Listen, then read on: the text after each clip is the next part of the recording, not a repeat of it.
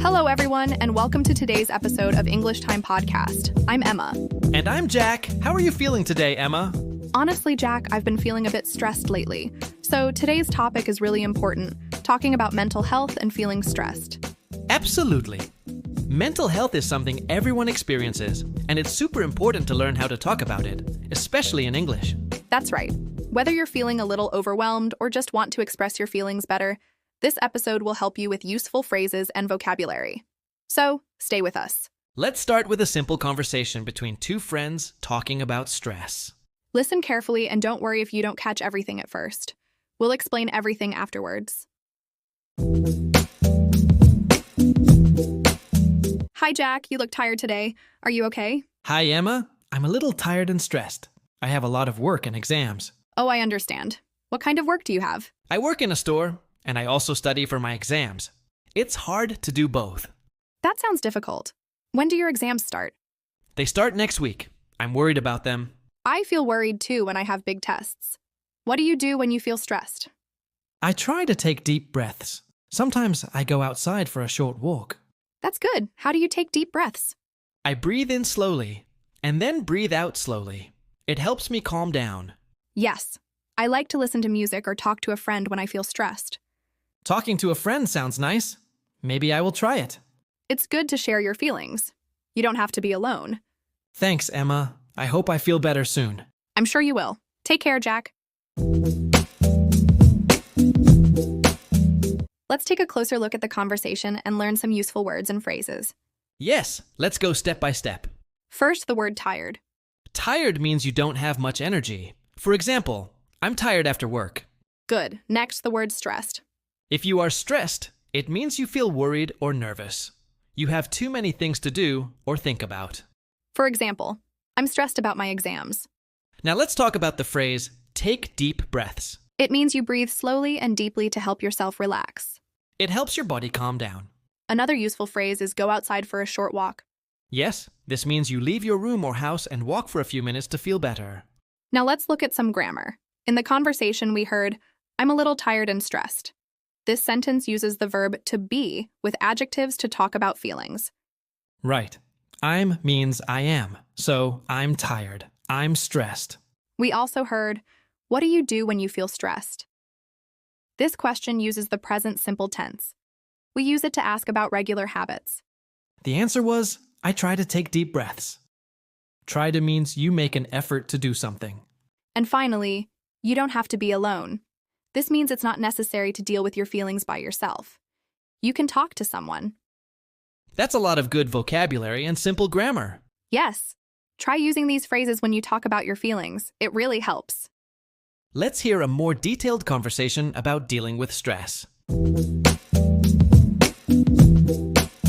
Hey, Jack, you seem a bit overwhelmed today. What's going on? Yeah, I've just been feeling really stressed. I have a few deadlines at work, and I'm also dealing with some personal stuff. I get that. Life can feel a bit too much sometimes. What do you usually do when you feel stressed like this? I try to organize my tasks and make a to-do list.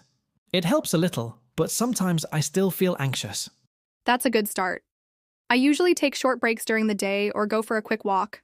It clears my head. That sounds nice. I sit at my desk all day, so maybe I should try moving around more. Definitely. Even 10 minutes outside can help. Have you talked to anyone about how you feel? Not really. I guess I don't want to bother people with my problems. You're not bothering anyone. Talking helps, even if it's just with a friend. You're right. Honestly, just talking to you now makes me feel a bit better. I'm glad. We all go through tough times. You're not alone, Jack. Thanks, Emma. I really appreciate it. Let's carefully look at our conversation and learn important words, phrases, and grammar. Yes, we'll explain everything step by step. First, the word overwhelmed. Overwhelmed means feeling like there is too much to do or too many problems. It's hard to handle everything at once. For example, I feel overwhelmed when I have many deadlines. Next, the word deadlines. A deadline is the last day or time to finish something like a project or homework. For example, my deadline for the report is Friday. Now the phrase deal with. Deal with means to manage or handle a problem or situation. Like I'm dealing with some personal stuff. Another phrase is make a to-do list. This means writing a list of tasks you need to do. to help you stay organized. Also, take short breaks. It means stopping work for a few minutes to rest. And clear my head means to relax your mind and stop thinking about problems for a while. Let's look at some grammar in the conversation. For example, you seem a bit overwhelmed today. This uses the verb seem plus adjective to talk about how someone appears. Another example. What do you usually do when you feel stressed like this? This is a present simple question about habits and routines. We also hear, I try to organize my tasks. Yeah, I say that because try plus the infinitive means making an effort to do something, even if it's not always easy. Exactly. When you say, I try to do something, it shows that you're putting in effort, but it doesn't guarantee success every time. So, it's different from saying, I do something, because try implies you might fail, or it might be challenging. Right. For example, I try to wake up early means you want to do it, but sometimes it doesn't happen. That makes sense. So, if I say, I try to finish my work on time, it means I'm making an effort, but sometimes I'm late. Perfect. It's a useful phrase because it's honest and realistic. But be careful not to use try with the gerund. We say try to do, not try doing in this case. Got it. Try to do is about effort, but try doing can mean experimenting with a new way to solve a problem, right? Yes, exactly. For example, try restarting your computer means experiment with restarting to see if it helps. Thanks, Emma. Now I understand the difference. Great. Keep practicing these phrases and you'll get more confident every day. But remember, learning takes time. Don't rush, just keep trying. Hey, Emma, what about the phrase, have you talked to anyone about how you feel? That's a great example of the present perfect tense. It's used to ask about experiences or actions that happened at an unspecified time before now. So, it's not about when exactly I talked, but if it has happened at all up to this moment. Exactly. It helps us check if something has occurred in your life experience without focusing on the exact time. That makes sense. How is it different from saying, did you talk to anyone? Good question. Did you talk to anyone? Is simple past and refers to a specific time in the past, while present perfect is more about life experience or recent events without specifying when. So, when Emma asks, have you talked to anyone about how you feel? She's checking if I've ever opened up to someone until now. Yes, and it shows concern without putting pressure on when it had to happen. Got it. That's really useful. I'll try to use the present perfect more often now. Finally, the phrase, you're not bothering anyone, is really comforting. It uses the present continuous tense to describe an action happening right now. The word bother means to disturb or trouble someone. But here it reassures the listener that sharing feelings is okay and won't annoy others. Sometimes people hesitate to open up because they fear being a burden. But this phrase reminds us that expressing emotions is natural and important. So if you ever feel unsure about talking to someone, remember, you're not bothering anyone by reaching out for support. And that's why phrases like this are so helpful. They encourage kindness and understanding in our conversations. Great. These words and grammar will help you talk about stress and feelings better. Yes, and remember, sharing your feelings with someone is always helpful. Now, a more complex conversation about mental health challenges in a professional setting. This conversation includes advanced vocabulary and emotional expressions. Jack, I've noticed you've been a bit quieter than usual these days. Is something on your mind? Yeah. To be honest, I've been dealing with a lot of anxiety lately. It's affecting my sleep, and I find it hard to stay focused at work. I'm really sorry to hear that. That sounds tough. Are you managing to cope, or is it getting worse? It kind of comes and goes, but this week has been especially hard. I'm trying to push through, but it's exhausting. Have you thought about getting support? Maybe talking to someone, like a therapist, or even someone in HR. Actually, I've booked an appointment with a counselor for next week. I just felt like I couldn't keep ignoring it. That's a really positive step. It takes courage to reach out. Are you doing anything else that helps in the meantime? I've been trying mindfulness exercises, like guided breathing. Also, I'm learning to set boundaries, saying no to extra tasks, logging off on time. That's so important. I think a lot of us forget how essential it is to protect our time and energy. Exactly. I used to feel guilty about it, but now I realize burnout helps no one. Not me, not the team. You're absolutely right. And just so you know, if you ever need to talk or take a break, I'm here. Thanks, Emma. I really appreciate your support. It makes a big difference to know someone understands. Anytime.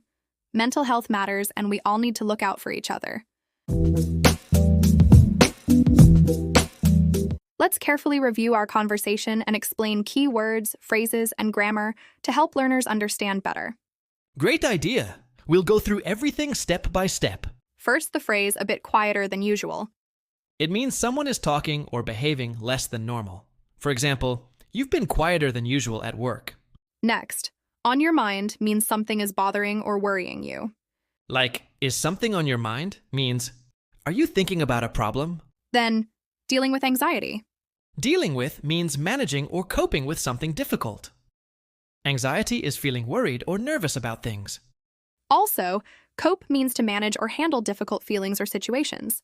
The phrase comes and goes means it happens sometimes, but not always. It's temporary. And we heard push through means to keep going despite difficulties or tiredness. And exhausting means very tiring or draining energy. Now, getting support means asking for help when you need it. Like talking to a therapist or counselor, professionals who help with mental health.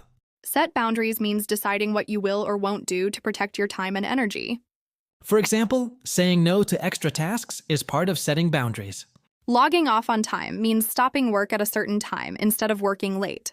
For example, I try to log off on time every evening so I can relax and spend time with my family. Look at this sentence. I've noticed you've been a bit quieter than usual. It uses the present perfect tense, I've noticed, to talk about something that started in the past, but is still relevant now. The present perfect connects past actions or states to the present moment, which is why it's perfect for noticing ongoing changes in behavior. Also, quieter than usual is a way to compare how someone is acting now versus how they normally act, showing a subtle change.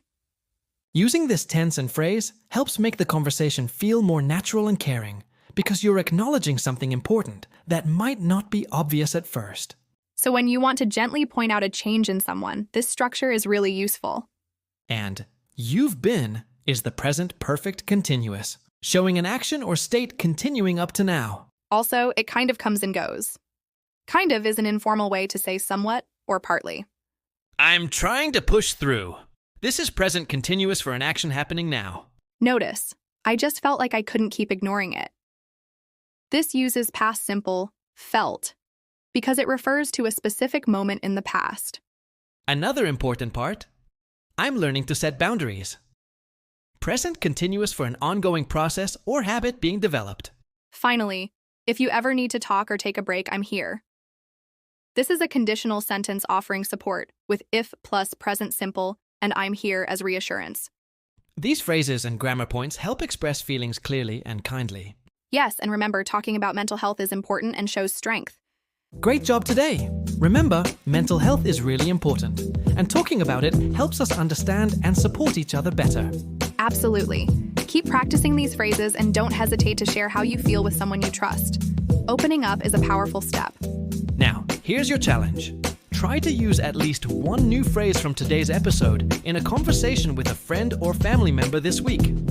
It's a simple way to improve your English and take care of your mental health. And don't forget to subscribe to our channel so you won't miss any new episodes packed with useful tips and conversations. Thanks for listening and being part of this journey with us. See you next time. Take care of yourself.